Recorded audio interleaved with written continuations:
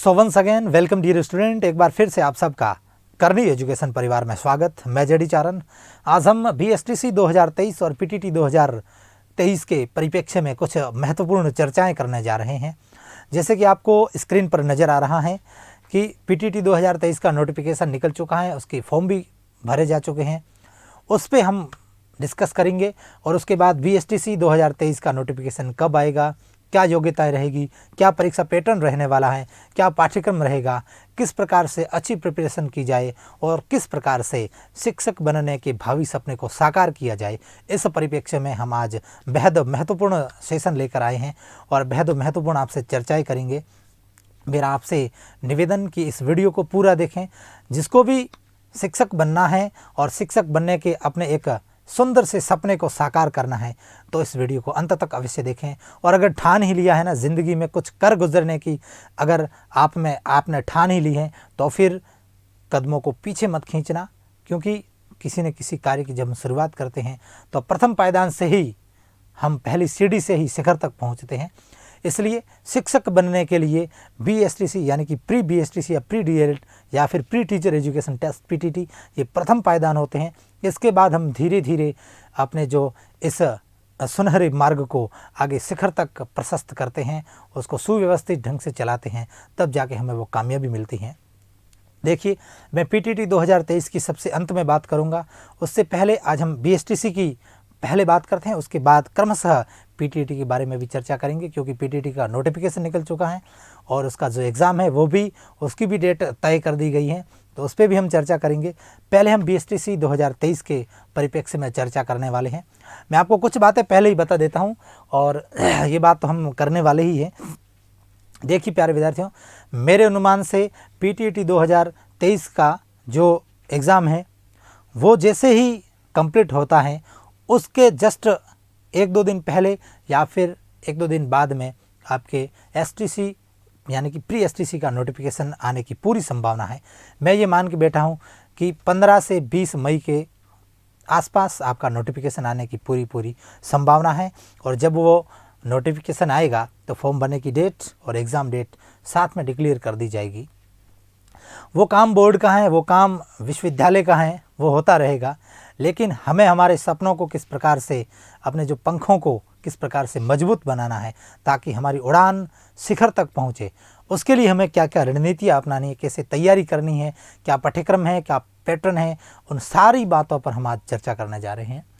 और एग्ज़ाम भी मैं डिस्कस करूँगा कि मेरे अनुसार संभावना एग्ज़ाम की कब है, वो भी मैं बात करूँगा। उससे पहले आज हम योग्यता क्या चाहिए, कैसे तैयारी करनी है, कब फॉर्म भरे जाएंगे, पाठ्यक्रम और परीक्षा पैटर्न क्या रहेगा, इन सारे जो बिंदु हैं इन पर डिस्कस करने जा रहे हैं। अब देखो, फॉर्म कब भरे जाएंगे मैंने आपको बात बता दी है कि आप ये मान के चलिए कि 15 से 20 मई के आसपास मेरा अनुमान है कि नोटिफिकेशन आने वाला है। और उसके बाद से ये आप समझ लो कि जून पूरा महीना आपके एग्ज़ाम जो फॉर्म भरे जाएंगे आपके प्री बीएसटीसी के, उस दरमियान आपके वो समय लग जाएगा। उसके बाद मैं ये मान के बैठा हूँ कि जो आपका एग्ज़ाम है वो मेरे अनुसार अगस्त महीने में संपन्न करवाया जा सकता है। हो सकता है वो जुलाई एंडिंग में भी संपन्न करवाए। कहाँ पर? 20 जुलाई के बाद से लगाकर और 10 अगस्त तक आपका एग्ज़ाम मेरे अनुसार कभी भी हो सकता है। तो इसलिए आपको यहाँ से प्रिपेयर रहना है, ये बात मैं आपको यहाँ पर क्लियर कर देता हूँ।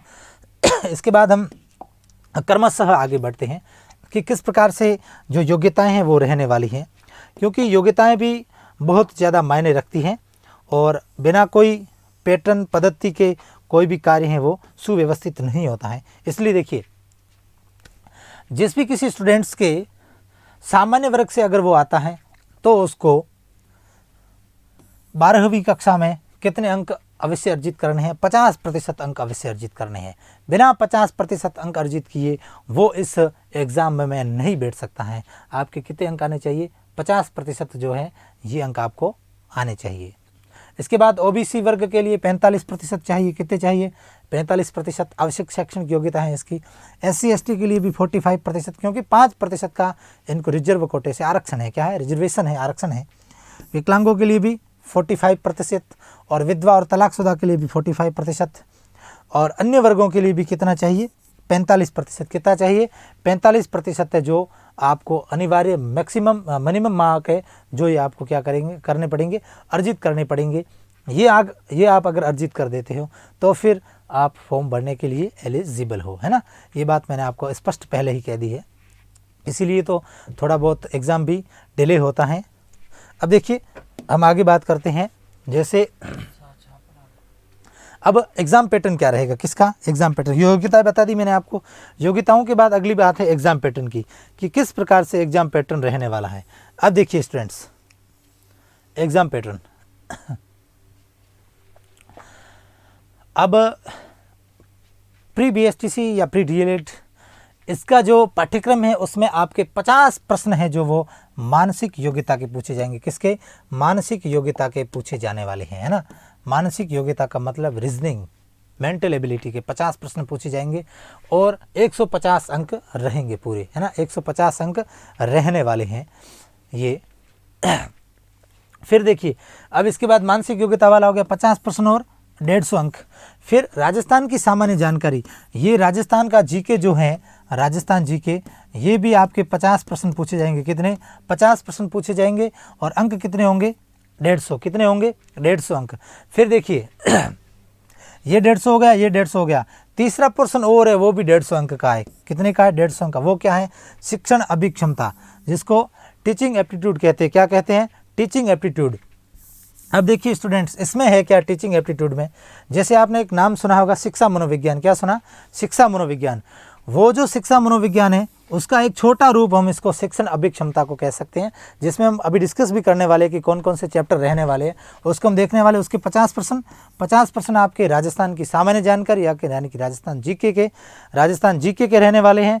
और उसके बाद आपके लैंग्वेज से संबंधित 50 प्रश्न आएंगे। कितने, 50 प्रश्न लैंग्वेज से संबंधित आएंगे। कितने आएंगे, 50 जो प्रश्न है वो आपके लैंग्वेज से संबंधित आएंगे। उसमें से क्या रहने वाला है, हिंदी के 30 प्रश्न आएंगे और अंग्रेजी के आपके 20 प्रश्न आएंगे। 30 प्रश्न आएंगे हिंदी के और 20 प्रश्न आएंगे अंग्रेजी के।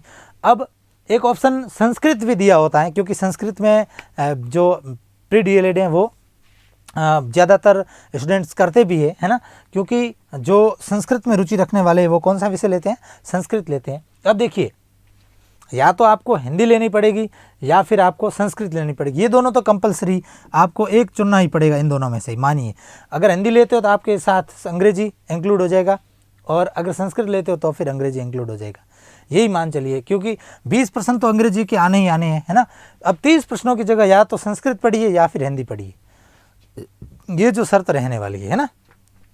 और ये जो है प्रत्येक प्रश्न 3 नंबर का होगा, इसलिए आपके कुल कितना हो गया, कुल 90 नंबर का हो गया। और 30 प्रश्न है और ये 20 प्रश्न है, सब प्रत्येक प्रश्न 3 नंबर का होने के कारण कितने का हो गया, 60 का हो गया। अब 30 और 90 ये हो गए किसके, संस्कृत के। अब इनमें से अगर आप हिंदी लेते हो और अंग्रेजी लेते हो, संस्कृत पढ़ने की कोई ज़रूरी नहीं है, इसको नहीं पढ़े। अगर आप अंग्रेजी के साथ संस्कृत रखते हो तो फिर हिंदी पढ़ने की कोई ज़रूरत नहीं है, क्योंकि बहुत कुछ स्टूडेंट्स ऐसे भी होते हैं जो संस्कृत भाषा से भी ये एग्ज़ाम देते हैं, और हम देखते भी हैं, क्योंकि अलग से वैकेंसियाँ भी आती हैं, इसलिए मैंने ये डिस्कस यहाँ पर कर लिया। अब आप इसका स्क्रीनशॉट ले सकते हो कि क्या पैटर्न रहने वाला है, आसानी से आप इसको समझ सकते हो, इसमें कोई दुविधा वाली बात नहीं है। मूल रूप से 4 पार्ट हैं। पहला पार्ट रीजनिंग का, दूसरा पार्ट राजस्थान जीके का, तीसरा पार्ट आपके टीचिंग एप्टीट्यूड शिक्षण अभिक्षमता या जिसको शैक्षिक अभिरुचि भी कहते हैं उसका, और एक पार्ट आपके भाषा का हो गया। किसका हो गया, भाषा का। प्रत्येक पार्ट में से आप यूँ ही मानिए कि 50-50 प्रश्न आने हैं, तो 200 प्रश्न हो गए, और कुल अंक कितने हो गए, 600 अंक। वो हम आगे पैटर्न पे चर्चा करने वाले हैं, तो ये बातें यहाँ पर स्पष्ट रूप से आपको नज़र आ रही होगी, ठीक है। अब चलते हैं हम अगली स्लाइड पे, जहाँ पर आपको पैटर्न के बारे में हम चर्चा करेंगे। ये रहा पैटर्न आपका, बहुत ही सरल और सहज भाषा में मैंने इसको समझाने की कोशिश की है, और जो विज्ञप्ति में टू द पॉइंट लिखा हुआ होता है वही बात मैं यहाँ पर करूँगा। अब देखिए ये पैटर्न आपके समक्ष रहा। प्रश्न पत्र वस्तुनिष्ठ प्रकार का होगा और इसमें बहुविकल्पीय प्रश्न होंगे, यानी कि मल्टीपल चॉइस प्रश्न होंगे, ऑब्जेक्टिव प्रश्न होंगे और बहुविकल्पीय होंगे, ये भी ठीक है। प्रश्न पत्र अंग्रेजी और हिंदी दोनों भाषाओं में होगा, बिल्कुल अंग्रेजी भाषा में भी होगा और हिंदी भाषा में भी होगा। परीक्षा में 4 खंड होंगे, प्रत्येक खंड में 50 प्रश्नों का समावेश। अभी मैंने कहा ना कितने खंड होने वाले हैं, 4 खंड। पहला आपका रीजनिंग का पोर्शन रहेगा, दूसरा जो पोर्शन रहने वाला है वो आपके शिक्षण अभिक्षमता का, तीसरा राजस्थान जीके का, और चौथा भाषा का। 4 खंड हो गए टोटल, प्रत्येक में से 50 प्रश्न होंगे, तो कुल प्रश्न कितने हो जाएंगे। परीक्षा यहाँ पर इसका कुल 600 अंकों की, अंक कितने हैं 600, और जिनमें से कुल कितने प्रश्न पूछे जाएंगे 200 प्रश्न पूछे जाएंगे। कितने 200 प्रश्न है जो पूछे जाने वाले हैं। प्रत्येक प्रश्न 3 अंक का होगा। कितने का होगा 3 अंक का प्रत्येक प्रश्न होगा, है ना। तो 200 × 3 कितने हो गए 600 हो गए ना सीधे से। प्रश्न पत्र की समय की अवधि कितनी है 3 घंटे। 3 घंटे के दरमियान आपको वो प्रश्न सॉल्व करने हैं सारे के सारे। उसके बाद आपकी जो OMR सीट है वो ले ली जाएगी।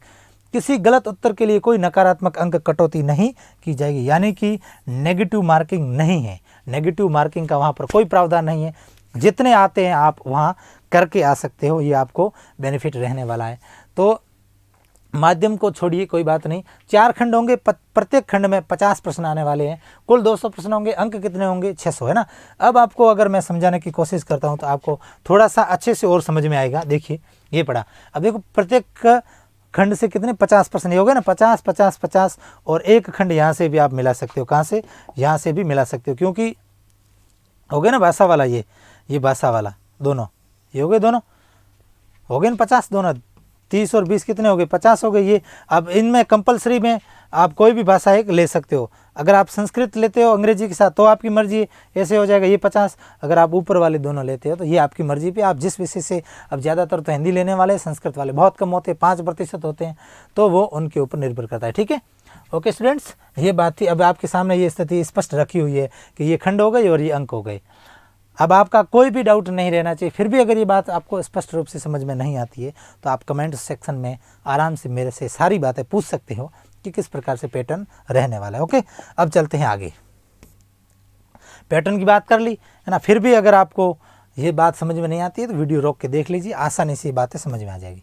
अब पाठ्यक्रम क्या है, क्या देखेंगे पाठ्यक्रम के भी हम जो पूरी पाठ्यक्रम की जांच पड़ताल करने वाले हैं, क्योंकि पाठ्यक्रम के बारे में हमें बहुत अच्छे से जानकारी होनी चाहिए। बिना पाठ्यक्रम के अगर हम किसी भी चीज़ पर डिस्कस करते हैं तो कोई मतलब नहीं रहता है। अब देखिए इसके बाद आप इसका स्क्रीनशॉट भी ले सकते हो, मैं आपको आसानी से पूरी छूट दूंगा, है ना। आपको घबराने की कोई आवश्यकता नहीं है। अब देखिए, सबसे पहले मानसिक क्षमता यानी कि रीजनिंग, मेंटल एबिलिटी, जिसको हम मानसिक क्षमता या मानसिक दक्षता भी कहते हैं, इसके 50 प्रश्न होंगे। कितने 50 प्रश्न। अब कौन कौन से चैप्टर रहने वाले हैं वो हम टू द पॉइंट, पाठ्यक्रम जो विज्ञप्ति में लिखा हुआ है वही मैं बता रहा हूँ। एक भी ऐसा बिंदु नहीं है जो मेरी ओर से जोड़ा गया है। सारे के सारे DLED की जो विज्ञप्ति आई थी, जो नोटिफिकेशन था, उसमें जो वर्ष 2022 में लिखा हुआ था वही का वही मैं यहाँ डिस्कस करने जा रहा हूँ। आपके लिए पूरी फैक्ट और 100% प्रमाणिक जानकारी ये मैं आपको प्रोवाइड करवा रहा हूँ। अब देखिए, तार्किक योग्यता सबसे पहले कौन सी तार्किक योग्यता, 2 वस्तुओं की आंशिक समानता या समरूपता, जो सादृश्यता वाला होता है ना, वो चैप्टर आपके रहेगा। ठीक है, और विभेदीकरण, आपको विभेद करना है। संबंधता, अगला संबंध, और फिर विश्लेषण, आंकड़ों का विश्लेषण करना है, और फिर तार्किक चिंतन। ये बहुत ही छोटे छोटे चैप्टर है। जब आप देखोगे, पढ़ोगे, समझोगे, और मैं आगे रीजनिंग वाले गुरुजी से भी डिस्कस करूंगा और उनसे मैं आपका जो ये आपका रीजनिंग का पाठ्यक्रम है इस पर एक अलग से वीडियो डलवा दूंगा ताकि आपको और ठीक से समझ में आ जाए, क्योंकि गुरुजी आपको बहुत बढ़िया तरीके से समझा देंगे। ये आपके पाठ्यक्रम रहने वाला है। इसके बाद राजस्थान की सामान्य जानकारी। अब राजस्थान की सामान्य जानकारी लिखा हुआ है, 50 प्रश्न है। कितने प्रश्न है 50 प्रश्न है। ऐतिहासिक और राजनीतिक पक्ष, यहाँ पर आप ये समझ लो कि आपको राजस्थान का जीके पूरा पढ़ना है। क्या पढ़ना है, पूरा का पूरा पढ़ना है। यहाँ पर इन्होंने एक एक आपको बिंदु न देते हुए सारा का सारा पूरा दे दिया है। अब राजस्थान का ऐतिहासिक और राजनीतिक पक्ष का मतलब राजस्थान की राजनीति भी पढ़नी है और राजस्थान का इतिहास भी पढ़ना है, सारा का सारा। अब पूरा ऐसा नहीं कि डेथ में पढ़ो, ऐसा कुछ नहीं पढ़ना है आपको। पढ़ना भी कैसे वो भी मैं बताऊँगा, किस प्रकार से पढ़ना, डिस्कस भी करेंगे। पहले देख लेते हैं। अब देखो, ऐतिहासिक और राजनीतिक पहलू, कला और संस्कृति और साहित्यिक पक्ष, ये भी देखना है। राजस्थान की कला के बारे में पढ़ना है, राजस्थान की संस्कृति के बारे में पढ़ना है, राजस्थान के साहित्य पक्ष को भी देखना है, और राजस्थान की इकोनॉमी को भी देखना है, आर्थिक पक्ष को भी देखना है, और राजस्थान का भूगोल भी पढ़ना है। यानी कि राजस्थान सारा पढ़ना है ना। अब घबराना नहीं है, मैं भी बता दूंगा कि कैसे पढ़ना है ना। आराम से आप 50 में से 40-45 प्रश्न तो आराम से कर दोगे अगर आपने मेरी बात को ठीक से सुना तो।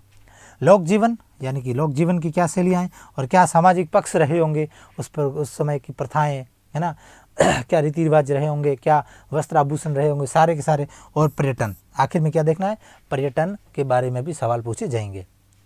अब देखो, राजस्थान जीके को आपको कैसे पढ़ना है वो मैं बता देता हूँ, क्योंकि मुझे जिस चीज़ के बारे में ज़्यादा जानकारी और जिस चीज़ के बारे में मैं हमेशा आपको बताता रहा हूँ उसी चीज़ पे मैं डिस्कस करूँगा। अब देखो, रीजनिंग के बारे में मुझे इतनी जानकारी नहीं है ना, कि गुरुजी आएंगे मैंने कह दिया वो आपको बताएंगे, लेकिन इनके बारे में मैं बहुत बढ़िया तरीके से ये राजस्थान की हिस्ट्री में स्वयं पढ़ाता हूँ, और शिक्षण अभियोगिता मनोविज्ञान इसको भी मैं स्वयं पढ़ाता हूँ। मुझे इसका बहुत बढ़िया अच्छे से नॉलेज है, तो मैं आपको बता दूंगा। और भाषा भी मेरे द्वारा कई बार पढ़ाई भी जा चुकी है, तो हिंदी की भी मैं अच्छे से डिस्कस करूंगा, और संस्कृत मेरा बीई में विषय रहा है, तो मुझे उसमें कोई दिक्कत नहीं आएगी, ये मैं गुरुजी से डिस्कस करवा लूँगा। अब देखिए अब राजस्थान के लिए आप क्या कर सकते हो, या तो राजस्थान के लिए आप एक गाइड ला सकते हो, है ना, जो डीएलएड प्रीवियस टीसी के लिए गाइड आती है उसमें से, और उसमें से आपको बहुत संक्षिप्त छोटे रूप में पढ़ना है। जैसे कि आप राजस्थान की सभ्यताएं पढ़ना शुरू कर देते हो सबसे पहले, तो उसमें मोस्टली कालीबंगा, आहड़, बेराठ ये सभ्यताएं हो गई, ये आपको ठीक से पढ़नी है ना, ठीक से। मोस्टली जो जहाँ से हमेशा प्रश्न पुटअप होते हैं वो देखनी है, बाकी सारे डेप्थ में नहीं पढ़ना है। सभ्यता कहाँ पर स्थित है, उसकी खोज किसने की थी, और कुछ बहुत महत्वपूर्ण साक्ष्य अगर वहाँ से मिले हैं तो 2-4 साक्ष्य पढ़ लो, फिर आगे बढ़ो। बस यही आप राजवंश पढ़ रहे हो, जैसे मेवाड़ पढ़ना शुरू कर दिया, इंपॉर्टेंट जो शासक होते हैं भाई, जैसे आप शुरू करते हैं, महाराणा कुंभा हो गए, थोड़ा बप्पा रावल, थोड़ा जयत्र सिंह के बारे में पढ़ लिया, महाराणा प्रताप के बारे में पढ़ लिया, और संगा के बारे में पढ़ लिया, राज सिंह के बारे में पढ़ लिया। ऐसे करते हुए यही पढ़ना है, सारा इतिहास नहीं पढ़ना है ना। सारा पढ़ोगे तो कब पूरा कर पाओगे। ये आपको कब पढ़ना है, जब आप आगे के लिए बड़े एग्जाम, बड़े वैकेंसीज की तैयारी करोगे ना, जैसे आप रीट की तैयारी करोगे स्पेशल, इसके बाद तब फिर आपको वो चीज़ें पढ़नी पड़ेगी, और तब सिलेबस भी इस प्रकार से नहीं होगा ना, एक एक पॉइंट मेंशन किया होगा, तो इस प्रकार से पढ़ोगे ना। भौगोलिक पक्ष दे दिया, राजस्थान का सारा भूगोल डाल दिया, इसमें आपको बहुत ही बारीक ऊपर से जो चीज़ें होती है ना, वो ऊपर से आपको देखनी है, बारीक कहते हैं ना, जो सूक्ष्म अध्ययन नहीं करना है इसका, है ना, आपको ऊपरी स्तर पे इस चीज़ों को देखना है। अब देखिए, इसके बाद ये सारे पक्ष हो गए किसके, राजस्थान की सामान्य जानकारी के। अब है शिक्षण योग्यता, जिसको हम टीचिंग एप्टीट्यूड भी कहते हैं, जिसको शैक्षिक अभिरुचि भी कहा जाता है। 50 प्रश्न इसके आने वाले, कितने 50 प्रश्न इसके आने वाले हैं। अब देखो, इसमें सबसे पहला जो पॉइंट रहेगा शिक्षण अधिगम। क्या रहेगा, शिक्षण अधिगम, और मेरे द्वारा इसकी आपकी कक्षाएं भी लगाई जाएगी, कुछ प्रश्नोत्तर और पूर्व एग्जाम में पूछे गए प्रश्न, और बेहद महत्वपूर्ण कक्षाएं मेरे द्वारा कुछ ही समय बाद, बहुत जल्द ये मैं इसको रेगुलर करने वाला हूँ, 1-2 मई के बाद कंटिन्यू करेंगे, ताकि आपके ये ठीक से समझ में भी आ जाए बातें। क्योंकि आप ये विश्वास रखिए कि मैं आपको शिक्षण योग्यता जो कराऊंगा, टीचिंग एप्टीट्यूड वाला पोर्शन, उसमें से आप 47-48 प्रश्न आराम से कर दोगे, ये मेरी गारंटी, ये मेरा दावा है, आप विश्वास बना के रखिए। अब देखो, शिक्षण अधिगम, अब आपको कक्षाओं में जाके शिक्षण करवाना पड़ेगा। आप टीचर बनने की तैयारी कर लो, इसलिए आपको शिक्षण करवाना सीखना पड़ेगा। वो कैसे सीखा जाए उसके बारे में हम चर्चा करेंगे। ये पहला आपका बिंदु रहेगा, नेतृत्व के गुण। अब आप जब क्लास में पढ़ाने जाओगे तो आप 50-60 बच्चों का नेतृत्व करोगे, वो किस प्रकार से नेतृत्व का गुण विकसित किया जाए ताकि आप अच्छे से पढ़ा सको। सृजनात्मकता, क्रिएटिविटी, है ना। अब क्रिएटिविटी यानी कि मतलब आप किस प्रकार से उन बच्चों में से कुछ सृजनात्मक बालकों को छांटे, मौलिक बालकों को छांटे, उससे संबंधित जो बातें हैं वो सृजनात्मकता से संबंधित होगी। सतत एवं व्यापक मूल्यांकन, है ना। अब सतत एवं व्यापक मूल्यांकन जो सीसी बोलते हैं, उसके बारे में संपूर्ण तमाम जानकारी, है ना, हम अलग से डिस्कस करेंगे, ये अलग से पॉइंट लेके बहुत बढ़िया तरीके से आगामी वीडियो में मैं इसकी जानकारी दूंगा। संप्रेषण कौशल, किस प्रकार से आपका संप्रेषण कौशल बने अच्छा, जिससे कि आप आसानी से अपनी भाषा को सहज रूप से जो श्रोता होते हैं, जो सामने से, अब स्टूडेंट्स भी कह सकते हैं, उन तक पहुंचा सके। तो संप्रेषण कौशल के बारे में भी हम ये जो पॉइंट शामिल किया गया इसके बारे में पढ़ेंगे। व्यावसायिक अभिवृद्धि, है ना, शिक्षण भी एक व्यवसाय है, उसके प्रति आपका नज़रिया क्या है, आपकी सोच क्या है, उसके बारे में सवाल आएंगे। सामाजिक संवेदनशीलता, है ना, उसके बाद आप समाज के प्रति कितने संवेदनशील हो, और सामाजिक संवेदनशीलता किस प्रकार से रहेगी, किस प्रकार से आप एक शिक्षक बनने के बाद समाज को योगदान देते हो, सारी बातें यहाँ से प्रश्न पूछे जाएंगे।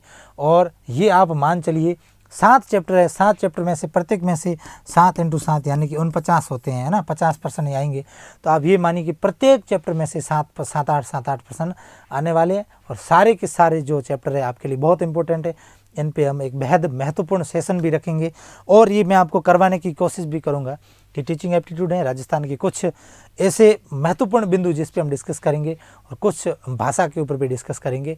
हमारे गुरुजी भी है जो भाषा का बहुत अच्छा ज्ञान रखते हैं, उनसे भी मैं आपको जल्द ही रूबरू करवाऊंगा, और रीजनिंग वाला पोर्शन भी मैं गुरुजी से आपको शुरू करवाने की कोशिश करूँगा।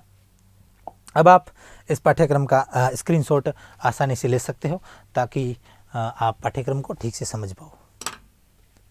एक बार स्क्रीनशॉट ले लो, फिर हम चलते हैं अगला जो हमारा पॉइंट है उस पर हम चर्चा करने के लिए, ठीक है। अब देखो ये एक पोर्शन हो गया, इसके बाद अब ये दूसरा पोर्शन है, इसमें हम देखेंगे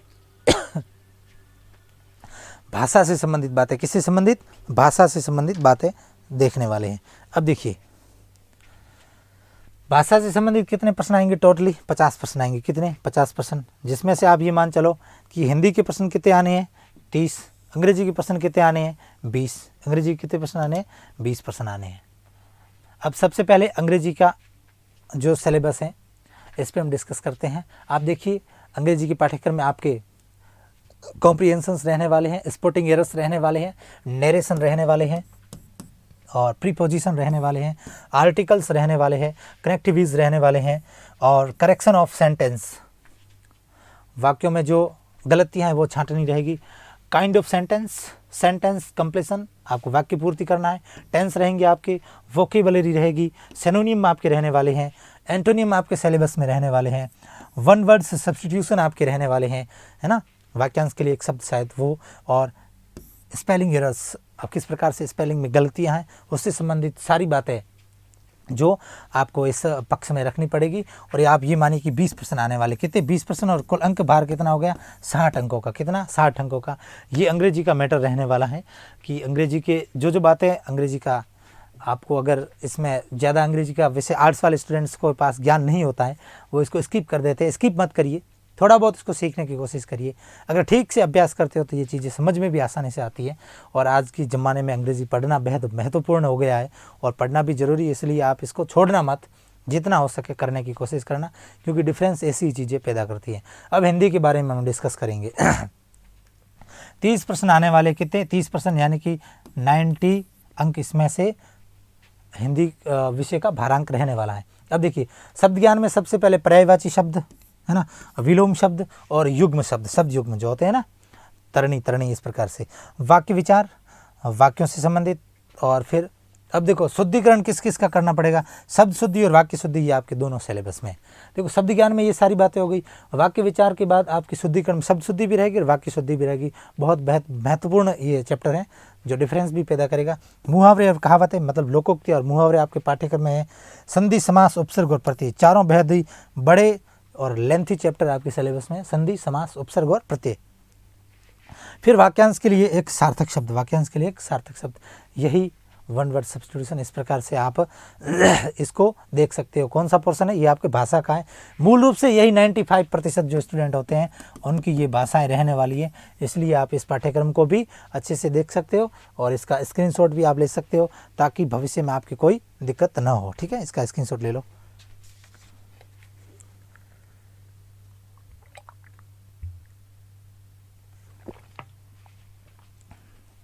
चलिए ले, ओके। अब हम बात कर लेते हैं संस्कृत वालों के लिए भी, क्योंकि बहुत सारे स्टूडेंट तो हमारे को मिलेंगे किसके? हिंदी के और अंग्रेजी के, लेकिन कुछ स्टूडेंट्स साथी मेरे ऐसे भी हैं जो संस्कृत का पाठ्यक्रम भी जानना चाहते हैं। उनके लिए मैं बता दूं कि संस्कृत में आप हिंदी नहीं लोगे तो आपको 30 प्रश्न वहां पर पूछे जाएंगे, जिनमें से स्वर व्यंजन उच्चारण स्थान, यानी कि आप ये समझ लो कि स्वर व्यंजन यानी कि वर्णमाला का सारा ज्ञान आपको होना चाहिए। शब्द रूपों में भी कौन से? अकारांत और अकारांत पुल्लिंग, अकारांत स्त्रीलिंग और नपुंसकलिंग, अकारांत शब्द है। कैसे? केवल अकारांत शब्द पूछे जाएंगे, बाकी वाले उकारांत, इकारांत, तकारांत, नकारांत कुछ नहीं पढ़ना है, केवल अकारांत शब्द पढ़ने हैं। ये केवल अकारांत तीनों रूपों के पढ़ने, कितने? तीनों ही रूपों के आपको अकारांत पढ़ने हैं। और धातु रूप में लट, लोट, विधिलिंग, 3 ही लकार पढ़ने हैं। कितने? विधिलिंग लकार पढ़ना है, लोट लकार पढ़ना है और लट लकार पढ़ना है। 3 ही लकार पढ़ने हैं, बाकी वाले लकार पढ़ने की आपको कोई आवश्यकता नहीं है। फिर उपसर्ग प्रत्यय दोनों पढ़ने हैं, उपसर्ग और प्रत्यय दोनों पढ़ने हैं। प्रत्यय थोड़ा बड़ा चैप्टर है, उपसर्ग 22 ही है, बहुत सरल है, हम डिस्कस भी कर लेंगे, इसमें कोई बड़ी बात नहीं है। संधि, संधि में स्वर व्यंजन और विसर्ग, यानी कि संधि आपको पूरी की पूरी पढ़नी है, संधि की आपको जानकारी पूरी होनी चाहिए। समास में आपको क्या पढ़ना है? तत्पुरुष, द्विगु एवं कर्मधारय, तत्पुरुष, द्विगु और कर्मधारय, यानी कि तत्पुरुष समास के ही ये दोनों रूप है। समास में आपको केवल तत्पुरुष ही पढ़ना है, यही आप मान चलो। क्या पढ़ना है? केवल तत्पुरुष ही पढ़ना है, क्योंकि संस्कृत में जब हम मूल रूप से देखते हैं तो द्विगु और कर्मधारय तत्पुरुष के ही पार्ट रहते हैं, है ना। समान, अधिकरण और दो जो पोर्शन रहते हैं उसमें आपके तत्पुरुष समास के ही ये दोनों पोर्शन रहते हैं, द्विगु और कर्मधारय, इसलिए केवल तत्पुरुष समास है। बाकी आपको ना तो बहुब्री पढ़ना है, ना द्वंद्व पढ़ना है, ना अव्ययी भाव पढ़ना है, ये तीन ही समास पढ़ने, यही आपके सिलेबस में है।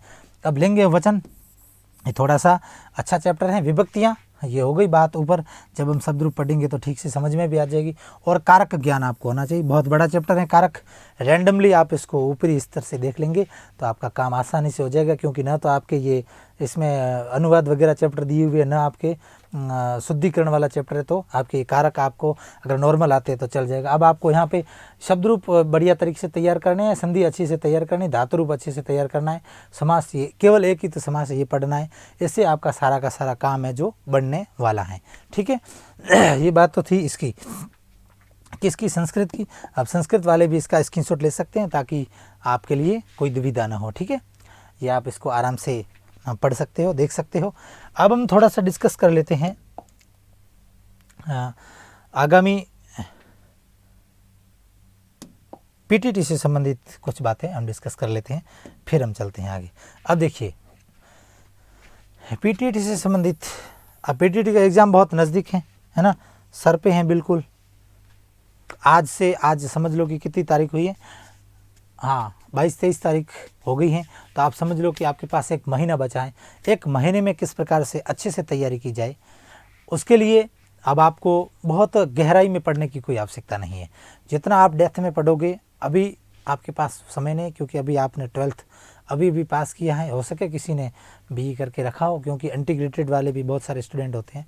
तो आपको केवल और केवल अभी ऊपरी स्तर पे और अपना जो भी पहले का पढ़ा हो उसका बढ़िया तरीके से रिवीजन करना है। ऐसे जब आप करोगे तो आपके लिए बहुत ही ये महत्वपूर्ण समय साबित होगा, और माइनस मार्किंग हैंग नहीं, बढ़िया तरीके से पेपर अटैम्प्ट करके आना है, और ठीक से उसको अगर करके आओगे तो आपका काम बन जाएगा, और बहुत आपको अच्छी कॉलेज, एक अच्छी खासी मनचाही कॉलेज आपको मिल सकती है। और इसी प्रकार से आज तो ये मैंने डिस्कस किया पाठ्यक्रम के बारे में, क्या पैटर्न रहेगा, क्या आपको योग्यताएं रहने वाली है, किस प्रकार से तैयारी करनी है, ये सारी बातें मैंने आपको बताई। और आपको हमारा ये वीडियो पसंद भी आया होगा, इसलिए हमारे YouTube चैनल करनी एजुकेशन को सब्सक्राइब अवश्य कर लें, और वीडियो को लाइक और शेयर आप ज़रूर करेंगे, क्योंकि आपने अंत तक देखा है। और मिलते हैं किसी ऐसे ही और वीडियो में, तब तक के लिए बहुत बहुत धन्यवाद।